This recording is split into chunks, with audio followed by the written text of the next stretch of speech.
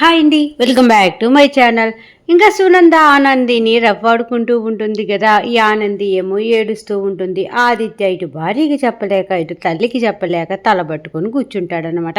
ఇంకా సునంద గారు ఆనందికి 4 రోజులు టైం ఇస్తారు కదా, నువ్వు ఏ తప్పు చేయలేదని చెప్పేసి నిరూపించుకో, నేనే నిన్ను దగ్గరుండి నీ చెయ్యి పట్టుకొని మన ఇంటికి నేను తీసుకొని వెళ్తాను, నీకు 4 రోజులు టైం అని చెప్తారనమాట.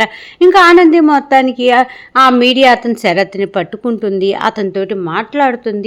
మేడం, మీరు ఎక్కడికి రమ్మంటే అక్కడికి వస్తా, మీరు ఎక్కడ నిజం చెప్పమంటే అక్కడ నిజం చెప్తాను అని చెప్పేసి ఆ మీడియా అతను శరత్ మాట కూడా ఇస్తాడు. ఇంకా ఆనంది హ్యాపీగా రేపొద్దున్నే నేను మా అత్తగారింటికి వెళ్ళిపోవచ్చు అనేసి తెగ హ్యాపీగా ఫీల్ అయిపోతుంది. పొద్దున్నే ఆఫీస్కి వస్తుంది. ఇంకా ఆదిత్య గారు సునంద గారిని, శశికాంత్ గారిని, మొత్తాన్ని బ్యాచ్ అందరినీ ఆఫీసులో అటెండ్ చేయించేస్తాడు. అందరూ వచ్చేస్తుంటారు. ఏరే ఆనంది, నువ్వేదో సాక్ష్యం తీసుకొని వస్తాను, ఏ తప్పు చేయలేదని చెప్పేసి అన్నావు కదా, ఏరి ఇంకా రాలేదేంటి అనేసి సునంద అనగానే, వస్తున్నారు అత్తయ్య గారు వస్తున్నారు అని చెప్పేసి ఆనంది చెప్తుంది. ఎంతసేపు చూసినా మీడియా అతను రాడు. ఫోన్ చేస్తే స్విచ్ ఆఫ్ వస్తుంది. ఇంకా ఆనందికి కంగారు లెగుస్తుంది. ఏమై ఉంటాడు, ఫోన్ స్విచ్ ఆఫ్ అయి ఉంటుందేంటి అనేసి, నాకు కాసేపు టైం ఇవ్వండి, నేను ఇంటికి వెళ్ళి అతన్ని తీసుకొని వస్తాను అనేసి ఇంటికి వెళ్తుంది. శరత్ గారి ఇంటికి. ఆయనేమో ఇంటికి తాళాలు వేసి ఉంటాడు. పక్కన వాళ్ళని అడుగుతుంది అనమాట, ఏమండి శరత్ గారు ఉండాలి కదా, ఎక్కడికి వెళ్ళారు అనగాని, రాత్రి వాళ్ళు ఇంటద్దె ఇవ్వాల్సిన ఇంటద్దె మొత్తం ఇచ్చేసి ఊరు వదిలి వెళ్ళిపోయారు, ఇంకెక్కడికి రారు అనేసి బాంబు వేలుస్తుంది ఆవిడ. ఆనంది గుండె అంతా బరువు ఎక్కేసి మొత్తానికి మళ్ళీ ఆఫీస్ దగ్గరికి వస్తుంది. ఏంటి ఆనంది ఇంకా రాలేదు ఇంతసేపు అయినా కానీ అని చెప్పేసి ఎదురు చూస్తున్న వాళ్ళందరూ కూడా ఆనంది రావటం చూసి ఆనంది వస్తుంది అనేసి తెగ సంతోషపడిపోతారనమాట. శశికాంత్ గారు, చైతన్య గారు, ఆదిత్య. కాకపోతే ఈ కథంతా నడుపుతున్నటువంటి జీవనాకి తెలుసు, ఆల్రెడీ ఈ మీడియా శరత్ని ఆ ఊరు వదిలి, ఆ ఇల్లు వదిలి వెళ్ళిపోయేటట్టుగా చేస్తుంది కదా జీవన. కాబట్టి జీవన మటుకు గట్టిగా స్ట్రాంగ్గా నమ్మకంతో నిలబడి ఉంటుందన్నమాట. ఆ మీడియా అతను వచ్చేది లేదు, నేను తప్పు చేశానని చెప్పేసి నిరూపించేది లేదు. కాబట్టి నేనైతే సేఫ్. ఆనంది ఇంక ఈసారి కూడా దెబ్బతింటుంది, అందరి ముందు పరువు పోతుంది అని చెప్పేసి జీవన తెగ సంతోషపడిపోతూ ఉంటుంది. ఈలోపే ఆనంది వస్తుంది. ఏంటి ఆనంది, తీసుకొని వచ్చావా, బయట ఉన్నారా లోపల ఉన్నారా అనేసి ఆదిత్య రకరకాల ప్రశ్నలు వేస్తూ ఉంటే, లే ఆదిత్య గారు, ఇంటికి వెళ్ళిన ఇంటికి తాళం వేసింది, వాళ్ళు ఊరు వదిలిపెట్టి ఆ ఇల్లు ఖాళీ చేసి వెళ్ళిపోయారంట రాత్రికి రాత్రి అనేసి చెప్పగానే, ఆదిత్య గారు ఓరి దేవుడా మళ్ళీ ఏంట్రా నాయన అనేసి ఆదిత్య తలబట్టుకుంటాడు కదా. సునంద అంటూ ఉంటుంది, ఎందుకు ఆనంది ఇంత తీయగా అబద్ధాలు చెప్పడం ఇప్పుడు అలవాటైంది నీకు, ముందు నుంచి కూడా అలాగే చేస్తావేంటి, అసలు నిన్నటిదాకా కూడా మీడియా ఆయన్ను పట్టుకున్నాము, సాక్ష్యాలు ఉన్నాయి అని చెప్పేసి ఇప్పటికిప్పుడు ఆయన లేడు, ఊరు ఖాళీ చేసి వెళ్ళిపోయాడు, ఇల్లు ఖాళీ చేసి వెళ్ళిపోయాడు అంటావేంటి. ఎవరైనా సరే అమ్మ నేను తప్పు చేయలేదు, నేను నిరూపించుకోవాలి అనుకున్నప్పుడు సాక్ష్యాలతో ఉండాలి కదా. అతను మాట్లాడేటప్పుడు నీ ఫోన్లో నువ్వు వీడియో అయినా తీసుండాలి, లేదనుకుంటే నువ్వు ఫోన్లో మాట్లాడేటప్పుడు ఫోన్లో రికార్డ్ అయినా పెట్టుకొని ఉండాలి కదా. మరి ఏ సాక్ష్యాలు లేకుండా నువ్వు తప్పు చేయలేదు అని ఎలా నిరూపించుకోవాలనుకుంటున్నావు, ఇక్కడ ఎవరిని మంచిగా నమ్మేటట్టుగా చేయాలనుకుంటున్నావు అనేసి సునంద గారు విరుచుకుపడతారనమాట. అప్పుడే చైతన్య అంటూ ఉంటాడు, మా కొంచెం టైం ఇవ్వండి అనేసాను కానీ ఎంత టైం ఇవ్వాలి, ఇంకా టైము గీము ఏమీ లేదు, ఆనంది ఇంకా ఓడిపోయినట్టే, ఆనందియే తప్పు చేసిందని నిర్ధారణ అయిపోయింది. కాబట్టి ఆనందిని నా కోడలిగా ఇంకా అస్సలు సచ్చినా స్వీకరించను, మన ఇంటికి తీసుకొని వెళ్ళను అనేసి సునంద గారు అక్కడి నుంచి కోపంతో వెళ్ళిపోతారనమాట. ఇంకా చైతన్య, శశికాంత్ గారు కూడా, ఏంటమ్మా ఆనంది ఇలా అయ్యిందేంటి, సాక్ష్యాలు గట్టిగా తీసుకొచ్చుకోవాలి కదా, మీ అత్తయ్య గారి గురించి నీకు తెలుసు కదా, ఎవరు చెప్పినా వినే రకం కాదు, ఇంకా నీ లైఫ్ బాగుపడాలంటే అంతా కూడా దేవుడే చూసుకోవాలి అనేసి శశికాంత్ గారు అక్కడి నుంచి వెళ్ళిపోతే, చైతన్య ఏమో ఏంటొదినా ఇలా అయిపోయింది అని చెప్పేసి అతను కూడా బాధపడుతూ అక్కడి నుంచి వెళ్ళిపోతాడనమాట. ఇంకా పాపము ఆనంది మటుకు బాధపడిపోతూ ఉంటే అక్కడే ఉన్నటువంటి జీవన అలాగే వచ్చేసేపాటికి ఓరవసి ఇద్దరు తెగ హ్యాపీగా ఫీల్ అయిపోతూ ఉంటారు. అమ్మయ్య, ఈ రోజు నుంచి ఆనంది ఇంటికే కాదు ఆఫీస్కి కూడా దూరం అయిపోతుంది, మనం హ్యాపీగా ఉండొచ్చు అనేసి తెగ సంబరపడిపోతూ ఉంటారనమాట. ఇంకా ఓరవసి అంటూ ఉంటుంది, అదేంటి ఆ మీడియా అతన్ని ఎవరు తప్పించుంటారు, ఆ మీడియా ఆయన వచ్చి ఎక్కడ నిజం చెప్పేస్తే మనం చేసిన తప్పులన్నీ బయటకు వస్తాయో అత్తయ్య గారు మన ఇద్దరిని ఆడుకుంటారని చెప్పేసి అనుకున్నా. కాకపోతే మొత్తానికి ఏ దేవుడి దయవల్లో కానీ ఇంకా నిజం బయటికి రాలేదు. అమ్మయ్య ఇప్పుడు మనం అయితే సేఫ్ అనేసి ఊర్వశి తెగ సంతోషపడిపోతూ ఉంటుంది. పాపం ఆనంది ఏడుస్తూ ఉంటుంది కదా, ఈ జీవన ఇంకొంచెం ఏడ్చేటట్టుగా చేస్తూ ఉంటుందన్నమాట. చూడు ఆనంది, ఏదైనా సరే మన లైఫ్లో అనుకున్నవి ఏమీ జరగవు. ఇప్పుడు నీ టైం అస్సలు బాగోలేదు. నువ్వు ఏం చేయాలనుకున్నా కూడా ఆ ప్లాన్లన్నీ కూడా అట్టర్ ఫ్లాప్ అయిపోతున్నాయి కదా. ఇప్పుడు నువ్వు ఇంకా ఆదిత్య గారి మనసులో ఉండవు. నీకు ఆదిత్య గారిని దూరం చేయడానికి ఇంకా అత్తయ్య గారు కూడా ఈ ఊర్వశిని తీసుకొచ్చారు. ఇంకా త్వరలోనే ఆదిత్య బావకి ఊర్వశికి పెళ్లి చేసేస్తారు. నువ్వు శాశ్వతంగా ఆదిత్య గారి బావ మనసులో నుంచి లైఫ్లో నుంచి వెళ్ళిపోతావు అని చెప్పేసి జీవన ఆనందితో అంటూ ఉంటే అప్పుడే ఆనంది అంటుంది, చూడు జీవన, నీ పేరు చెప్పలేక కాదు, నువ్వే తప్పు చేశావని నిరూపించలేక కాదు. నీవు చెప్తే చచ్చిపోతానని అన్నావు కదా, నువ్వు చచ్చిపోతే మా జ్యోతమ్మ ఏమైపోతుందో నువ్వే కన్న కూతురివి అనేసి ఆ జ్యోతమ్మ అనుకుంటుంది కదా. జ్యోతమ్మ గురించి ఆలోచించి నీ పేరు నేను చెప్పలేకపోయినా, రుజువుతోటి నిరూపించలేకపోయినా, అంతే తప్ప నువ్వేదో పెద్ద మంచిదానివని, నువ్వేదో పెద్ద ఏదో చేస్తావని కాదు అనేసి ఆనంది అనగాని జీవనాకే కోపం వస్తుందన్నమాట. ఏంటి ఆనంది, తప్పు చేసిన తర్వాత ఎవరైనా సరే అలాగే అంటారులే, అవును నువ్వేమి నిరూపించుకోవాలనుకుంటున్నావు అది ఇది అని చెప్పేసి పాప నోటికి వచ్చినట్టుగా మాట్లాడుతూ ఉంటుంది జీవన. ఇంకా ఆనంది అంటూ ఉంటుంది, ఏం చేశానే నీకు, అసలు నీకు ఎప్పుడు నేనేమన్నా తప్పు చేశానా, నేను బాధ పెట్టానా, నిన్నేమన్నా అన్నానా? చిన్నప్పటి నుంచి మన ఇద్దరం బెస్ట్ ఫ్రెండ్స్ కదా, మరెందుకు నువ్వు నా లైఫ్తో ఆడుకుంటున్నావు?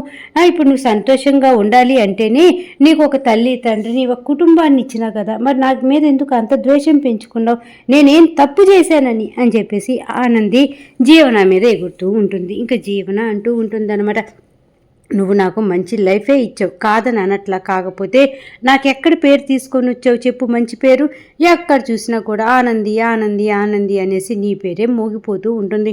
చిన్నప్పుడంతా కూడా జ్యోతమ్మ వాళ్ళకి కూతుర్ని నేనైనా సరే నిన్నే సొంత కూతురులాగా చూసుకున్నారు. నీ మాటకే విలువిచ్చేవాళ్ళు, నిన్నే పొగిడేవాళ్ళు, ప్రతి విషయంలో నిన్నే ముందుంచేవాళ్ళు. సరేలే అనుకుంటే అత్తగారింట్లో కూడా అదే పరిస్థితి అయిపోయింది. అందరూ కూడా నీ వెనకాల తిరగటమే అయిపోయింది. ఆ తర్వాత ఆఫీస్లో కూడా అదే అయిపోయింది. ఇప్పటి నుంచైనా సరే నా పేరేంటో నేనేంటో నిరూపించుకోవాలని నిన్ను ఈ ప్రదేశాలన్నిటి నుంచి కూడా పంపించేయడానికి రెడీ అయిపోయా అనేసి జీవన చెప్పి, చూడు ఆనంది, నీకు మిగిలింది ఇంకా కన్నీరే. ఇంకా త్వరలోనే నీకు విడాకులు, అలాగే ఊర్వశికి ఆదిత్య బావుకి పెళ్ళి జరుగుతుంది, అర్థమైందా? ఇంకా నీ బతుకంతా ఏడిపే, ఇలాగే ఏడుస్తూ ఉండు అని చెప్పేసి ఆనందిని అనరాని మాటలన్నీ అనేసి జీవన అక్కడి నుంచి వెళ్ళిపోతుందన్నమాట. ఇంకా ఆనంది చాలా బాధపడిపోతూ ఉంటుంది, ఏడుస్తూ ఉంటుంది. ఏంది శివయ్య నా పరిస్థితి ఇలా చేసాను, నేను సాక్ష్యాలతోటి నిరూపిద్దామనుకున్నాను, కానీ ఆ మీడియా అతను అలా చేతులు ఎత్తేస్తాడని, అలా ఊరి నుంచే పారిపోతాడని అస్సలు నేను అనుకోలేదు. ఎందుకయ్యా నా భవిష్యత్తు ఇలా రాసావు అని చెప్పేసి పూర్ణ ఏడుస్తూ ఉంటుంది. ఇక్కడ ఆనంది పరిస్థితి ఇలా ఉంటే ఆదిత్య ఉంటాడు కదా, హాల్లో సోఫాలో కూర్చొని ఫస్ట్ నుంచి కూడా ఆనంది చెప్తుంది కదా, నేను తప్పు చేయలేదు ఆదిత్య గారు, నేను సాక్ష్యాలతోటి నిరూపించుకుంటాను అనేసి అవన్నీ గుర్తుకు తెచ్చుకుంటూ ఉంటాడు. అలాగే మీడియా ఆయన కనపడ్డాడు ఆదిత్య గారు, నిజం చెప్తానన్నాడు, ఎక్కడికి రమ్మంటారు చెప్పండి, నిజం చెప్పేస్తానంటున్నారు అని చెప్పేసి మీడియా ఆయన గురించి కూడా ఆనంది చెప్పు ఆనందపడుతుంది కదా. ఆ తర్వాత వాళ్ళ అమ్మగారు ఆనందిని తిట్టిన మాటలు అన్నీ కూడా గుర్తుకు చేసుకొని ఒక్కసారిగా పాపం తలపట్టుకొని కూర్చొని ఉంటాడు. వెనకాల నుంచి ఇలా పేపర్లు ముందుకు వస్తాయన్నమాట. ఏంటియా ఈ పేపర్లు అనేసి చూసి ఇలా వెనక్కి తిరిగి చూసేలోపు సునంద గారు ఉంటారు. సునంద పక్కన జీవన కూడా ఉంటుందన్నమాట. వెంటనే అడుగుతాడు ఆదిత్య, ఏంటి మామ్, ఏంటి కాగితాలు అనేసి అనగానే, ఇవి డైవర్స్ అనేసి అనగానే, ఏంటిమా విడాకుల కాగితాల అనగానే, ఏంటి అది తెలుగులో చెప్పాలా, వీటిని విడాకుల పత్రాలు అంటారు, అంటే వీటి మీద సైన్ చేసావే అనుకో నువ్వు, ఇంకా నా భార్యకి నాకు ఎటువంటి సంబంధం లేదు, నా భార్య నుంచి నేను శాశ్వతంగా విడిపోవాలనుకుంటున్నాను, అందుకే విడాకులు తీసుకుంటున్నాను అనేసి అర్థం. అది నువ్వు ముందు ఈ పేపర్ల మీద సంతకాలు పెట్టు అనేసి అనగాని, ఏంటమ్మా నాకు విడాకులు ఇప్పిస్తున్నావా ఆనందితో, ఏంటమ్మా నువ్వేం మాట్లాడుతున్నావో అర్థమవుతుందా అనేసి అనగానే, నాకు అన్నీ అర్థమవుతున్నాయి, అది నీ లైఫ్ బాగుపడాలన్నా, నువ్వు ఇలా బాధపడుతూ కూర్చోకుండా ఉండాలన్నా సరే నీ లైఫ్ బాగుండాలి, నువ్వంటే నాకు పంచ ప్రాణాలురా, ఎవరికి ఎలా ఉన్నా నీవు మటుకు సంతోషంగా లేకపోయినా నువ్వు బాధపడుతూ ఉన్నా నేను తట్టుకోలేనురా, అందుకే ఇలాగా నువ్వు సంతకాలు పెట్టు, నీకు మంచిగా ఒక అమ్మాయిని చూస్తాను, పెళ్లి చేస్తాను, నువ్వు హ్యాపీగా ఉంటూ ఉంటే నా కళ్ళ ముందు తిరుగుతూ, నాకు అంతకంటే కూడా లైఫ్లో కావాల్సిందేముంది, కాబట్టి ఈ కాగితాల మీద సంతకం పెట్టు. లేదమ్మా, నేను సంతకాలు పెట్టను, నేను ఆనందితో ఉంటాను, ఆనంది నేను భార్యాభర్తలం, ఆనందికి నా ప్రేమను అందించాలి, ఆనంది నా భార్య అనేసి ఆనంది కావాలనుకుంటావా చెప్పు, నేను ఇప్పుడే ఇక్కడి నుంచి వెళ్ళిపోతాను, నేను మోసాలు తట్టుకోలేను, ఎవరు ఎలా ఉన్నా సరే. ఇప్పుడు మీ నాన్న ఉన్నాడు, నన్ను పెళ్లి చేసుకున్నాక కూడా, నేను లైఫ్లో ఉన్నాక కూడా ఇంకొక ఆవిడని కోరుకొని ఆవిడతో మెడలో తాళి కట్టి రెండో పెళ్లి చేసుకున్నాడు. ఆయన చేసిన మోసాన్ని తట్టుకోలేకపోయాను. ఇంకా మీ తమ్ముడు చైతన్య ఉన్నాడు కదా, ఒక అమ్మాయిని ప్రేమించాడా, పెళ్లి చేసుకుంటున్నాను అని వచ్చి కూడా చెప్పకుండా నేరుగా పెళ్లి చేసుకొని ఇంటికి తీసుకొని వచ్చాడు. వాడికి ఎవరి గురించి అవసరం లేదు, కాకపోతే ఇంట్లో నీ ఒక్కడికే బాధ్యత ఉంది. నీకు అమ్మంటే పంచ ప్రాణాలు, నాకు కూడా నువ్వంటేనే చాలా ఇష్టం. అలాంటిది ఈ అమ్మని మోసం చేస్తున్నామని తలుచుకుంటుంటేనే నా ప్రాణం పోయినంత పని అవుతుంది. కాబట్టి ఏదైనా సరే ఇప్పుడే తేల్చేసేయాలి. అమ్మ కావాలా, ఆనంది కావాలా? అమ్మా నువ్వే కావాలి అంటే ఈ విడాకుల పత్రాల మీద సంతకాలు పెట్టు. లేదమ్మా, నేను ఆనందితో కలిసి ఉంటానంటావా చెప్పు, నేను ఇప్పుడే ఈ క్షణాన్ని అందరినీ వదిలిపెట్టి నా బతుకు నేను బతుకుతాను, ఈ ఇంట్లో మీ అందరి ముందు కూడా నేను ఉండలేను, వెళ్ళిపోతాను అని చెప్పేసి ఇంకా మొత్తానికి అది ఆనంది గురించి బాగా ఫోర్స్ చేస్తూ ఉంటారన్నమాట. పాపం ఈ ఆనంది ఈ కూర్చొని బాధపడిపోతూ ఉంటే ఇక్కడ ఆదిత్యకేమో వీళ్ళంతా ఫోర్స్ పెడుతూ ఉంటారు. ఇంకా అప్పుడే శశికాంత్ గారు అంటూ ఉంటారు, సునంద నువ్వు చేస్తున్నది తప్పు, నువ్వు ఇలా చేయటం మంచిది కాదు, భార్యాభర్తలను విడదీయటం అంటే అది పెద్ద పాపం. ఆదిత్యకి ఆనంది అంటే చాలా ఇష్టం, ఆనందికి ఆదిత్య అంటే పంచప్రాణాలు, అలాంటిది వాళ్ళిద్దరిని విడగొట్టి నువ్వు ఏం సాధించాలనుకుంటున్నావు అనేసి అనగానే, చూడు ఆదిత్య, నేను అడిగే కొన్ని ప్రశ్నలకి జవాబు చెప్పు, నాకు ఆనంది అంటే ఏమన్నా పర్సనల్గా కోపమా అనేసి అనగానే, లేదు మామ్, కోపం లేదు అనేసి ఆదిత్య జవాబు చెప్తాడు. మరి ఆనందిని నేనేమన్నా ఏమి సాక్ష్యాలు లేకుండానే నువ్వు తప్పు చేసావనేసి నేను అన్నానా అనగానే, కాదు మ్యామ్, సాక్ష్యాలతోనే అన్నావు అనేసి ఆదిత్య చెప్తాడు. చూడు ఆదిత్య, నేను ఆనందికి టైం ఇచ్చానా లేదా అనగానే, ఇచ్చావు మామ్ అని చెప్పేసి ఆదిత్య అంటాడు. మరి టైం ఇచ్చినా తను ఏమైనా సాక్ష్యాలు తెచ్చిందా, నిజాలు నిరూపించుకోగలిగిందా అనేసి అనగానే, లేదు మామ్, తను ఏ సాక్ష్యాలు తీసుకురాలేదు అనేసి ఇంకా ఆదిత్య చెప్తాడు. మరి ఎవరు కరెక్టు చెప్పు అది అనేసి అనగానే, నువ్వే కరెక్టు మామ్ అని చెప్పేసి ఆదిత్య చెప్తాడు. మరి ఇంత తెలిసి నువ్వు ఎందుకు ఈ విడాకుల కాగితాల మీద సంతకాలు పెట్టట్లేదు అది అనేసి సునంద గారు మళ్ళీ స్టార్ట్ చేస్తారనమాట. అప్పుడే చైతన్య అంటూ ఉంటాడు, మామ్ నువ్వు చేసేది తప్పు మామ్, నువ్వు అసలు ఎలా ప్రవర్తిస్తున్నావో నీకు అర్థమవుతుందా, అసలు నీకేమయ్యింది అని చెప్పేసి చైతన్య మాట్లాడుతూ ఉంటే, ఇదిగో చెప్పాను కదా, నీకు కూడా మాట్లాడే హక్కు అస్సలు ఇక్కడ లేనే లేదు అని చెప్పేసి, ఇంకా నువ్వు అసలు వీళ్ళ విషయంలో ఎటువంటి జోక్యం చేసుకోవాల్సిన అవసరం లేదు అనేసి చైతన్యాన్ని తిడుతూ ఉంటుంది సునంద. ఇంకా అప్పుడే జీవన అంటూ ఉంటుందన్నమాట, ఏం చేయదు, నీకు నోరు కామ్గా ఉండదా, అత్తయ్య గారు ఆలోచిస్తారు కదా ఎవరు మంచి ఎవరు చెడు అనేసి, కాబట్టి అత్తయ్య గారి డెసిషన్ తీసుకుంటున్నారు కదా, ఈలోపే నువ్వు ఇష్టం వచ్చినట్టు మాట్లాడకపోతే ఏమైంది, నోరు మూసుకొనుండు అని చెప్పేసి జీవన చైతన్యాన్ని వాదిస్తుందన్నమాట. పాపం ఏమీ మాట్లాడలేనటువంటి వాళ్ళందరూ కూడా ఇంకా సునంద గారు మాట్లాడుతున్నటువంటి మాటలు మాట్లాడేసి తనకి ఎదురు చెప్పలేక అలాగే ఉండిపోతారన్నమాట.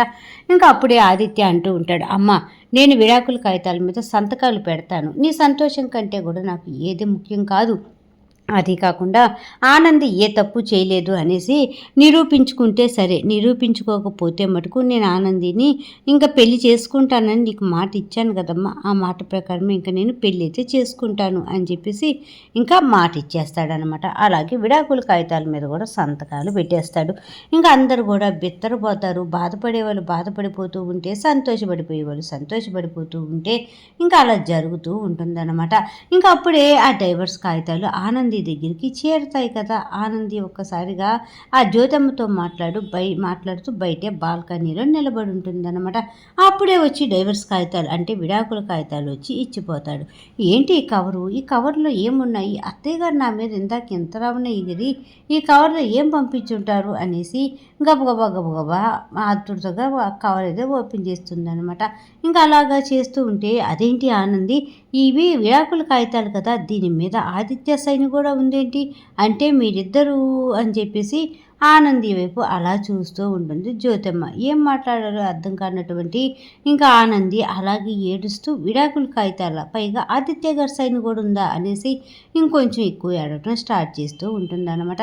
మొత్తానికి ఈరోజు సీరియల్ ఎపిసోడ్ ఈ విధంగా జరిగిందండి. రేపు సూర్య జ్యోతమ్మ కలిసి సునంద వాళ్ళ ఇంటికి అయితే వెళ్తున్నారనమాట. ఇంకా రేపేం జరుగుతుంది ఏంటి తెలియాలి అంటే ఇవాళ సీరియల్ చూడాల్సిందే కదా. ఈరోజు ఈ ఎపిసోడ్ చూడండి. రేపటి భాగంలో మళ్ళీ కలుద్దాం. అంతవరకు ఉంటా మరి. సీరియల్ నచ్చింది, బాగుంది, చక్కగా అర్థమైంది అనుకుంటే మర్చిపోకుండా నా ఛానల్ని లైక్ చేయండి, షేర్ చేయండి, సబ్స్క్రైబ్ చేసుకోండి. కింద బెల్ సింబల్ ఉంటుంది కదా, దాన్ని గట్టిగా ఒక్క బాధ బాధేసేయండి. నెక్స్ట్ ఎపిసోడ్లో మళ్ళీ కలుద్దాం. అంతవరకు ఉంటా మరి.